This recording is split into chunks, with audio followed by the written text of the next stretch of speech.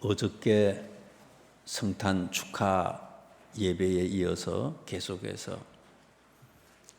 성탄절에 주시는 하나님의 말씀, 성탄의 핵심에 대해서 계속해서 말씀을 또 드리도록 하겠습니다.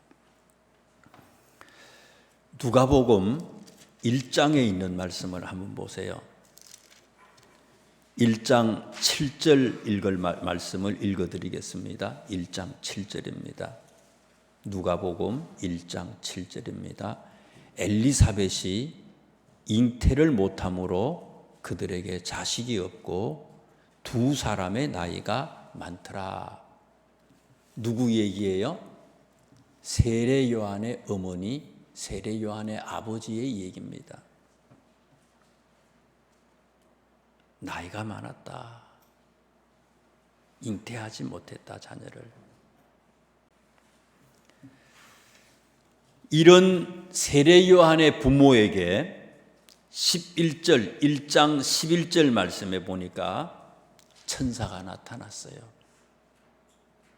그리고 13절, 14절, 15절에 있는 말씀을 보면 천사가 세례 요한의 아버지에게 아들을 낳을 것이라고 하는 얘기를 해 주셨어요. 아들을 낳을 거다. 천사가 이 얘기를 했는데 1장 18절에 있는 말씀을 보세요. 세례 요한의 아버지가 어떻게 반응을 합니까? 사가랴가 천사에게 이르되 내가 이것을 어떻게 알리요? 내가 늙고 아내도 나이가 많습니다. 참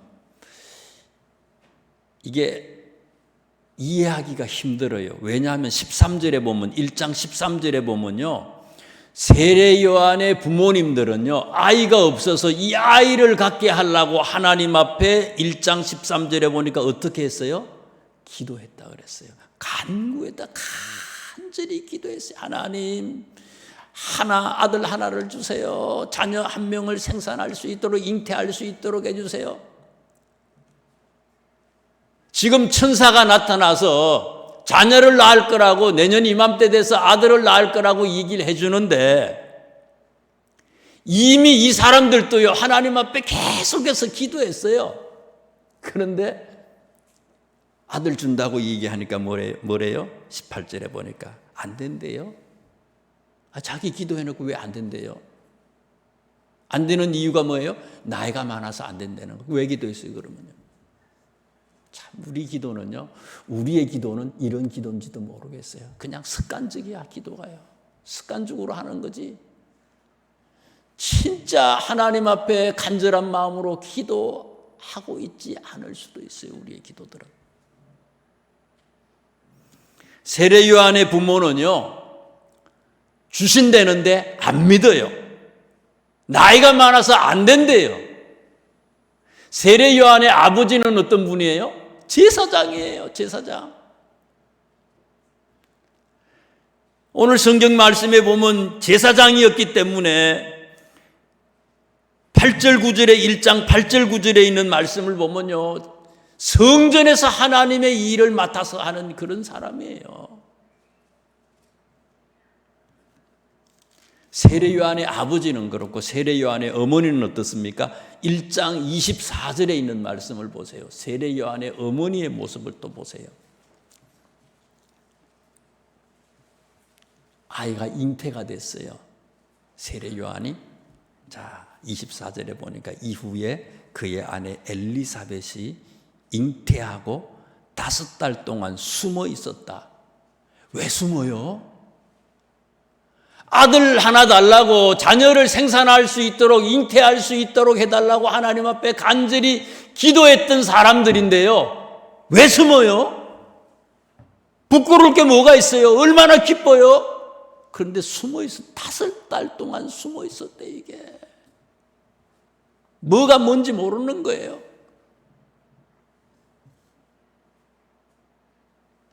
세례 요한의 부모들은 이랬다는 거예요.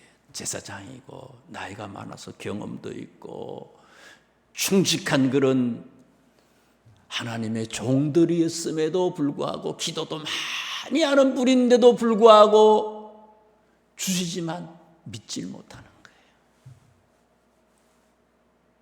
그런데 마리아 보세요. 예수님의 어머니 마리아 보세요. 1장 35절에 보세요. 1장 35절입니다. 천사가 대답하여 이르되 성령이 내게 임하시고 지극히 높으신 이의 능력이 너를 덮으시리니 이러므로 나실 바 거룩한 이는 하나님의 아들이라 일컬어지리라. 1장 34절에 있는 말씀을 보면요, 이미 이제 31절 32절에 마리아한테 천사가 자녀를 잉태할 거라고 하는 얘기를 하니까 34절에 마리아가 이렇게 얘기하잖아요. 마리아가 천사에게 말하되 나는 남자를 알지 못하니 어찌 이 일이 있으리까. 나는 아직까지 결혼하지 않은 처녀라는 거예요. 처녀인데도 처녀이기 때문에 아이를 생산할 수 없죠. 잉태할 수 없지요. 그런데 천사가 말을 하니까 천사가 아니다, 성령께서 하나님께서 이 일을 하시는 일이라고 얘기를 하니까 38절 말씀 보세요. 마리아는 어떻게 반응했는지를 보세요. 마리아가 이르되 주의 여종 이혼이 말씀대로 내게 이루어지리이다 하며 천사가 떠나갔다. 세례 요한의 부모님은 경험이 많은 사람이고 신앙생활을 오래 했어요. 제사장이었어요. 대단해. 세례 요한의 어머니는 아론의 자손이야. 대단한 사람들이에요, 이분들이요. 그런데도 믿질 않아. 마리아는 나이가 어리지만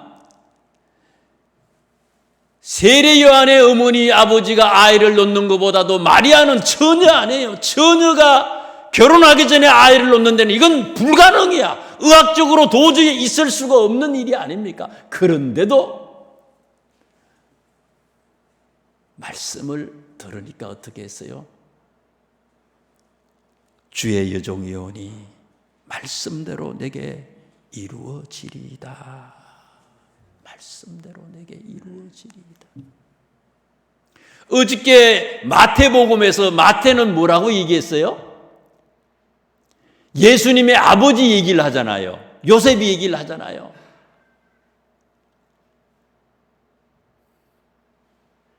약혼을 했는데 약혼자가 배가 부르기 시작했어요. 깜짝 놀란 거 아니에요. 이해가 안 돼, 이게. 그래서 가만히 끊고자 했다 그랬어요. 파혼을 하려고 생각을 했어요.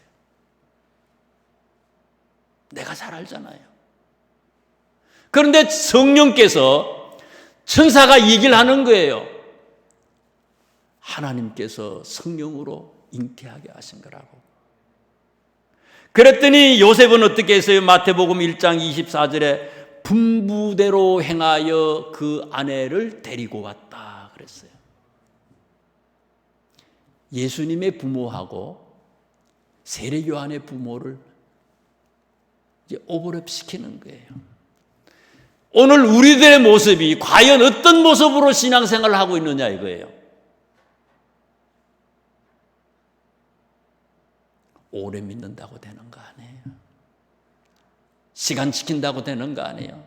기도 시간 길다고 되는 것도 아니에요. 믿는 자들에게 신앙의 경력이, 신앙의 경험이, 신앙의 연조가 별로 없어도요, 마리아처럼 어리지만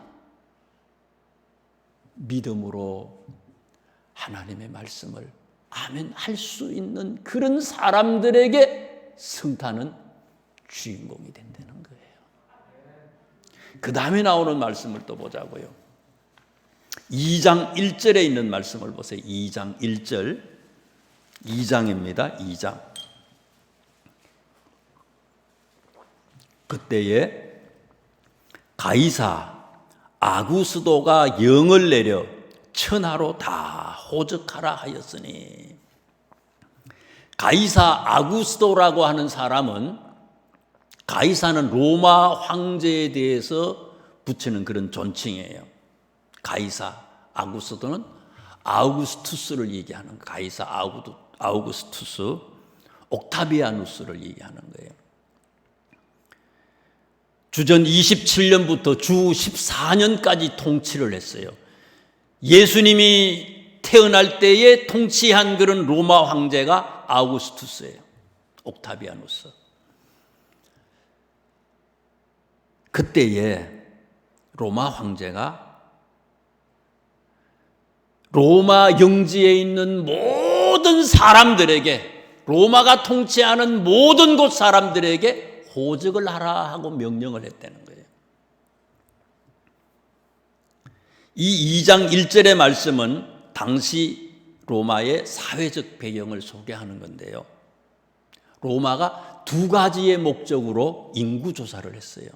첫째는 세금을 부과하기 위해서, 두 번째는 강제병력에 동원할 사람들을 파악하기 위해서 인구조사를 했어요. 매 14년마다 인구조사를 했고, 그 인구조사는 자기 고향에 가서 하는 거예요. 우리나라로 말하면 이제 본적지 있잖아요. 원적지에 가서 이제 인구조사 신고를 하는 거예요. 2장 6절에 있는 말씀에 보면요, 2장 6절 보세요. 거기 있을 그때에 해산할 날이 차서. 누구가 해산할 날이 됐다고요? 예수님의 어머니 마리아가 해산할 날이 났어요. 때가 됐다는 거예요.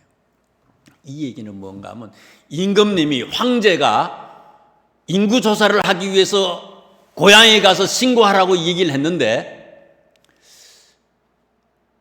이때의 교통수단은 뭐 노새를 타든지 말을 타든지 걸어가야 되는데, 나사렛, 예수님의 부모님이 사시던 곳은 나사렛이거든요. 나사렛에서 베들레헴까지 거리가 한 120km 정도 돼요. 120km. 오늘 아침에 제가 우리나라 120km 되면 한 어느 정도가 120km 될까? 가고 오고 하면 몇 킬로예요? 240km예요. 걸어서 가야 돼. 걸어서 가고 오고 해야 되는데, 임산모야. 산모가 240km를 갔다가 와야 돼. 네이버 지도에서 제가 이렇게 검색을 해봤더니 대구역까지가 한 250km 정도 되더라고요. 대구 KTX역까지가 한 250km 돼, 수원에서. 여러분, 그 길을 갔다 와야 돼. 걸어서 갔다 와야 돼.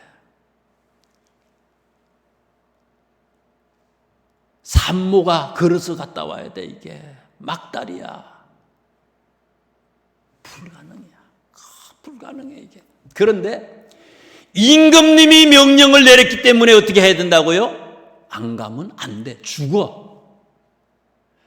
모든 사람들에게 예외가 없다는 거예요. 이게.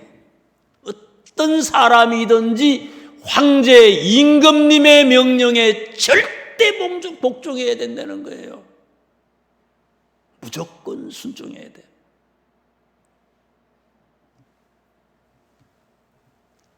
임금님의 명령에 이렇게 무조건 순종하는데,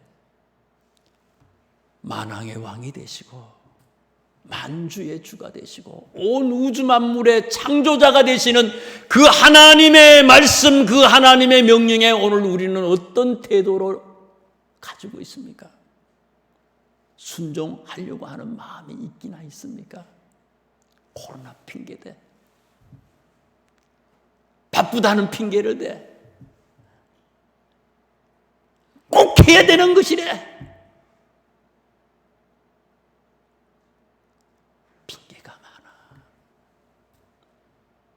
세상의 임금님의 얘기도요, 절대 순종이야. 우리는요, 너무, 우리 속이 너무 보이지 않아요? 다 알아.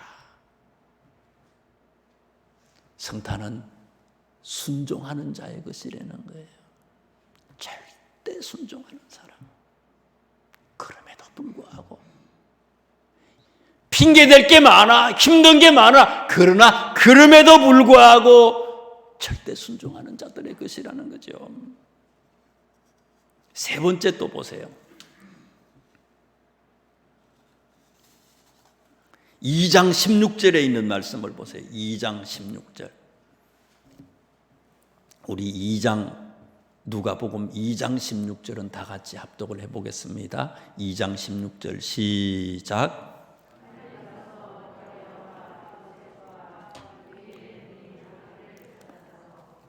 아멘. 예수님이 어디서 태어나셨어요? 말구유에서 태어나셨잖아요. 왜 말구유에서, 여간집 말구유에서 왜 태어나셨어요? 요즘에는 어디 먼 곳에 여행을 가면은 다 예약을 하잖아요. 뭐 익스피디아 같은 데서도 예약하기도 하고 뭐 하여튼 그런 데가 많아요. 옛날에는 예약할 수 있는 게 없잖아요. 전화도 없고 먼저 가는 사람이 여관에 들어가는 거예요. 이곳에 여관이 있을 거라 생각해서 막 갔어. 다 찼어. 고향이 어디예요? 이 사람들의 고향이 베들레헴이니까 고향에 가면 큰 집도 있고 작은 집도 있고 삼촌 집도 있고 아저씨 집도 있고 뭐가 있을 거 아니에요. 근데 그 집에도 이미 다 찼어. 그래가지고 야 저쪽에 여관 있으니까 한번 가봐라. 여관 가봤는데 사람 다 찼어. 너무너무 사람이 많았다는 거예요. 너무 사람이 많아서 여관에 들어갈 수가 없어서 여관에 보니까 뭐 어떻게 급해서 어떻게 알 수가 없어. 말구유가 있는데 거기에서 태어나셨다는 거예요. 사람이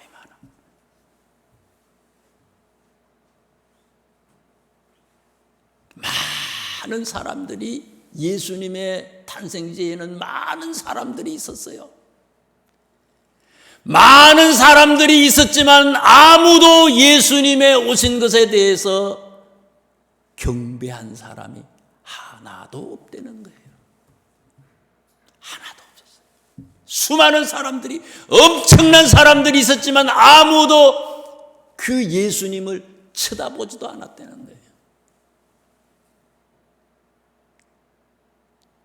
마태복음에는 그런 거 아닙니까? 헤로당도 대제사장도 서기관도 많은 사람들이 있잖아요. 아무도 쳐다보질 않아. 알면서도 쳐다보지 않잖아요. 어디서 태어나는 것을 다 알아서 대제사장 서기관 바로 얘기했대잖아요. 헤로당은 잘 모르지만 전해덕구는 알았어. 알면서도 가지 않아. 알면서도 가지 않고 듣고도 가지 않고 바로 옆에 있지만 관심이 없어요. 그런데 오늘 성경에 나오는 목자들을 보라는 거예요. 목동들을 보라는 거예요. 목동들.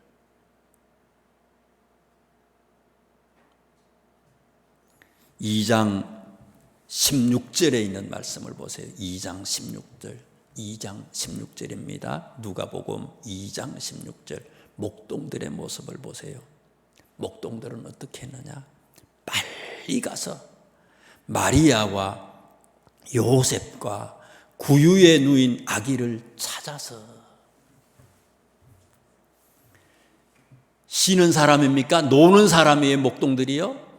목동들은요, 낮에도 아침 일찍부터 저녁까지 계속해서 일하는 사람들이에요. 밤에도 계속해서 양떼를 지켜야 돼. 힘들어. 피곤해. 그런데도 이 사람들은요, 멀리에 있는 사람들이, 가까이 있는 사람도 아니에요. 멀리 있는 사람이지만은 성령의 인도함을 받고 이 사람들은 빨리 갔다 그래요. 빨리 가서 그 다음에 뭐라고요? 아기를 찾아서 찾아냈다는 거예요. 성탄이라고 하는 거는요, 가만히 앉아서 기다리는 게 아니라는 거예요. 다시 오실 주님도 마찬가지라는 거예요. 가만히 앉아서 기다리는 게 아니라는 거예요. 목동의 마음으로, 간절한 마음으로 빨리 가서 가만히 앉아있는 게 아니라 내가 찾아내는 거라는 거예요. 적극적인 동참이 필요하다는 거예요. 가만히 앉아있는 게 아니에요. 내가 찾아내는 거예요. 동방 박사도 그렇잖아요. 동방 페르시아를 얘기해요. 지금의 이란 있는 곳을 얘기해요. 그 먼 나라에서 달려와서 잘 모르니까 왕궁까지 가가지고 어디서 태어나겠느냐고 찾아냈어요. 찾아내는 거예요. 오실 주님을 맞이할 수 있는 사람도 찾아내는 사람이에요. 그냥 앉아서 기다리는 게 아니에요. 이런 간절한 마음이 우리에게 요구된다는 거예요. 마태복음 11장 12절에 예수님은요 이렇게 얘기하셨어요. 천국은 침노를 당하나니 침노하는 자는 빼앗으리라. 침노라는 게 뭐예요? 힘을 쓰는 사람이에요. 힘쓰고 애쓰는 사람. 천국은 가만히 앉아서 그 천국을 갈 수 있는 게 아니라는 얘기, 힘쓰고 애쓰는 사람들이 이 천국의 주인공이 된다는 거예요. 다시 오실 주님을 이렇게 찾아내고 그것의 주인공이 되는 목자와 동방박사와 같은 그런 우리가 될 수 있기를 주님의 이름으로 축원합니다. 기도하겠습니다. 하나님 고맙습니다.